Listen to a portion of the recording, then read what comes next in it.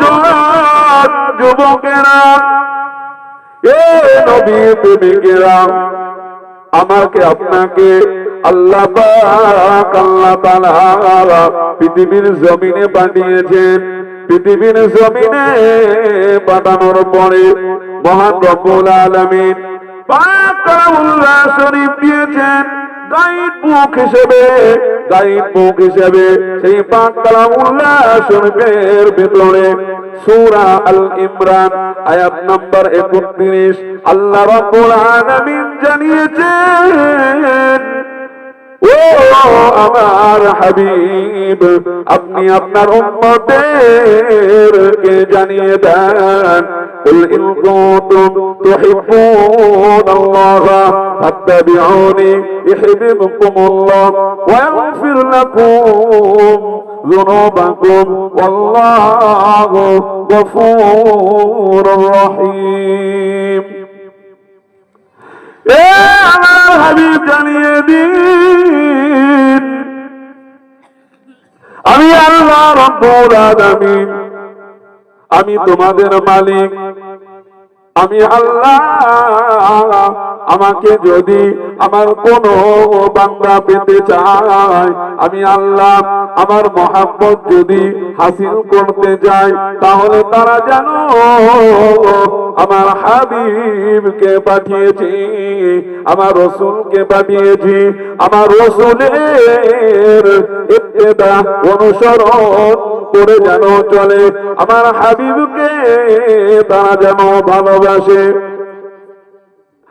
আমার যদি কোন বান্দা আমার পাঠানো হাবিবের ইত্তেবা অনুসরণ করে চলে, হাবিবের যদি অন্তর থেকে ভালোবাসে, প্রকৃত যদি আশিকে রাসূল হয়ে যায়, তাহলে আমি আল্লাহ রাব্বুল আলামিন সেই বান্দাটা আমার প্রিয় বান্দার ভিতরে শামিল করে দেব। সেই বান্দাটাকে আমি আল্লাহ রাব্বুল আলামিন আমার মাহবুব বান্দা বান্দির ভিতরে শামিল করে নিয়ে তার বিগত জীবনের গুনাহ পাহাড় পরিমাণ গুনাহ আমি আল্লাহ রাব্বুল আলামিন মাফ করে দেব। যদি বলেন না, তাহলে আল্লাহ নিজে জানিয়েছেন, এটা কোনো মৌলী সাহেবের কথা নয়, কোনো মানুষের কথা নয়, আল্লাহ নিজে জানিয়েছেন যে আমি আল্লাহ, যদি আমাকে ভালোবাসতে চাও, আমার ভালোবাসা যদি হাসিল করতে চাও, তাহলে তোমাদের মাঝে নবী মুহাম্মদ আমার দোস্ত আমার বন্ধুকে পাঠিয়েছি, তাকে ভালোবাসো। তাকে যদি ভালোবাসো, মনে রাখবে আমি আল্লাহ, তাকে যদি অনুসরণ করো, আমি আল্লাহ আমাকে অনুসরণ করা হবে। কারণ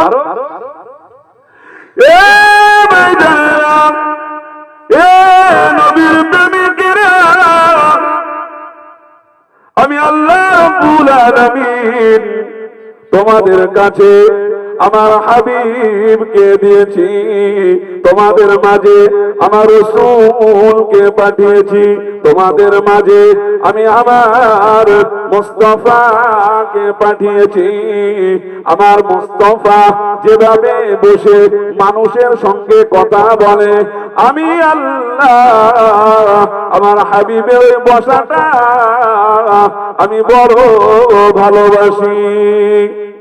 আমার হাবিব যেভাবে খাওয়া দাওয়া করে, আমি আল্লাহ আমার হাবিবের ওই খাওয়া দাওয়াটা পছন্দ করি। আমার হাবিব যেভাবে চলে, আমার হাবিবের আদর্শটা আমি আল্লাহ রাব্বুল আলামিন বড় ভালোবাসি। যদি কোন আমার বান্দা আমার হাবিবের আদর্শ মতো চলে, আমার হাবিবের সাথে তারও চলা, তারও উঠা বসা, তারও কথাবার্তা, তারও আদর্শটা, তার চরিত্রটাও আমি আল্লাহ আমার হাবিবের সাথে তার ওই চরিত্রটাও আমি আল্লাহ বড় ভালোবাসবো।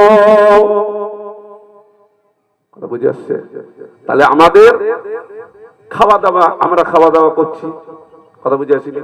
কুকুর বিড়াল গরু ছাগল সবাই খাওয়া দাওয়া করছে, করে না করে না বলে, সবাই খাওয়া দাওয়া করে। এখন আমরা মানুষ, আমরা খাওয়া দাওয়া করছি। এখন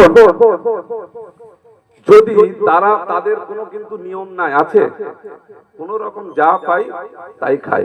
এখন আমরা মানুষ, যদি আমাদের ওই রকম হয়, নিয়ম নাই, তাহলে গরু ছাগল আর মানুষের মধ্যে কোনো পার্থক্য আছে? বলেন না আমার বাবারা, বলেন গরু ছাগল আর মানুষের মধ্যে কোনো পার্থক্য নাই। পার্থক্য করে দিয়েছেন কে? নবী মুহাম্মদুর রাসূলুল্লাহ। জোরে বলেন না, পার্থক্য আছে। আমরা যখন বসবো, একটা দস্তরখানা বিছাবো, নবী মুহাম্মদুর রাসূলুল্লাহ সাল্লাল্লাহু আলাইহি ওয়াসাল্লাম দস্তরখানা বিছানোর কথা বলে দিয়েছে। দস্তরখানা বিছিয়ে খাবার 14টা সুন্নত। আমার বাপজি কটা জানেন? আমরা কটা জানি? খাবার, শুধুমাত্র খাবার 14টা সুন্নত। আল্লাহর নবী 14টা নিয়ম বলে দিয়েছে। যদি কোনো বান্দা আল্লাহর নবীর আদর্শ অনুযায়ী মনে করে যে আল্লাহ নবী করেছেন, আল্লাহ নবী দোয়া করেছেন আমি পড়বো, তাহলে মনে রাখবেন এই বর্তমান সময়ে 70টা শহীদানের, 70টা শহীদের মর্যাদা, 70টা শহীদের যে সওয়াব, আল্লাহ আমার আপনার আমলনামায় সেই সওয়াব দান করবেন। জোরে বলেন না। তাহলে নবীর আদর্শ একটু জানার চেষ্টা করতে হবে।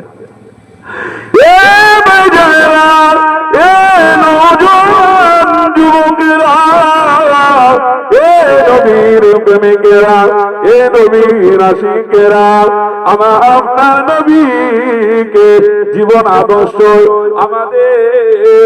আমাদের রান্নাঘর থেকে সংসদ ভবন, এমন করে আমাদের সংসার জীবন থেকে রাষ্ট্র জীবনে কোন জায়গাতে আমার আপনার হাবিবুল্লাহকে বাদ দিলে হবে না।